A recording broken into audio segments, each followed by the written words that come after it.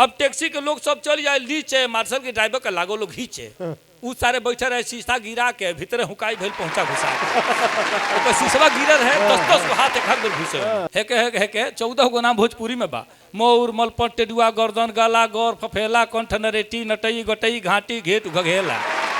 खाली बोलने तो विद्वान थोड़े लोग कुछ दिखलो तो विद्वान बोला। पिता का प्रभाव पुत्र का स्वभाव सिद्ध करे, माँ की महानता जो पुत्रियों को प्यार दे, सच्चा सुपुत्र मातृभूमि की भलाई और मात पीत हेतु मात धड़ से उतार दे, बेटी जो कुल में कलंक ना समाने दे, भाई जो भाई की किस्मत दिखार दे, और पति हो तो पतिता में सत्यता प्रविष्ट करे, पत्नी जो प्राण प्रिय पति पे निसार दे, गुरु हो तो शिष्य को बलिष्ठ करे अपने से। तमाम गुरुजन यहाँ बैठे थे मंच पर, आदरणीय पाठक जी आप भी गुरुजन रहे हैं।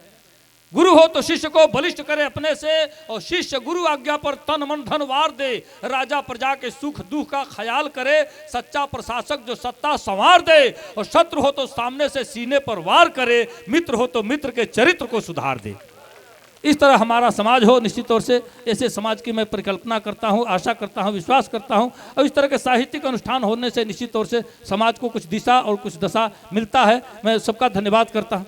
तू मैं फिर गाली गलौज, फिर मार पिटाई भइल, तब कविता लिखनी 10 लाइन में, सुनी आनंद आई कि तिलक के भीड़ या बियाहे के रेला सेतिया में सारे के टूटल फफेला।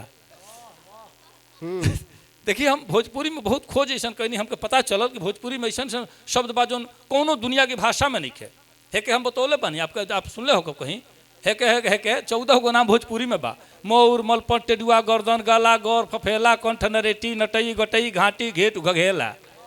खाली बोलने से विद्वान थोड़े लोग कुछ दिखलो तो विद्वान बोला आदमी। हमने का उठा टेक वाला वो जमाना कहीं जाए, मसी कागज छुयो नहीं कलम गयो नहीं हाथ। सुनी कि तिलक के भीड़ या बियाहे के रेला सतिया में सारे के टूटल फफेला, एने कमांडर और ओने रहे मार्शल, तिलक बाराती दोनों भई रहे पार्सल, और रहे बंजरिया बाजारी के मोड़, हाथ साफ कैले के लाग गल होड़। मसले से मोटापा कम होला सही है, पेट जौन बा भाई भीतर पचकी हंग आई जाए तो तन मोटापा कम है। विश्वास एगो क्रिया हवे, समझ एगो योग हवे, योग क्रिया है हंसल, समझ हंसले से अच्छा लगी। सुनी हाँ दुका कहते भुला गए पैसवे क्या हमरा भुला जल बतिए।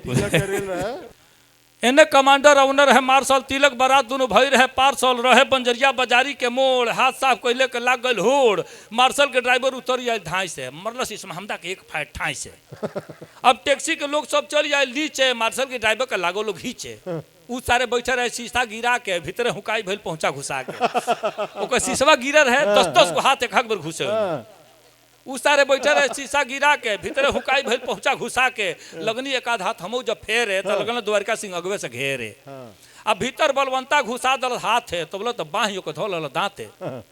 अब मजगर बवाल भइल बन गल खीसा, मरल सा समूह तो फूट गल शीशा। अब मंगर के दिन रहे पहली फरौरी, सबके उहे कहे मार तनी औरी, जे जाऊ के छोड़ावे नहीं भाई, 8 कमांडर के लोग तनी में थोड़े न होई। मंगर के दिन रहे पहली फरौरी, सबके यह कहे मार तनी औरी। अब बैजू टोला जात रहनी, कह तनी डर से, गई रहे तिलक संतोष सिंह की घर से, गई रहे तिलक संतोष सिंह की घर से।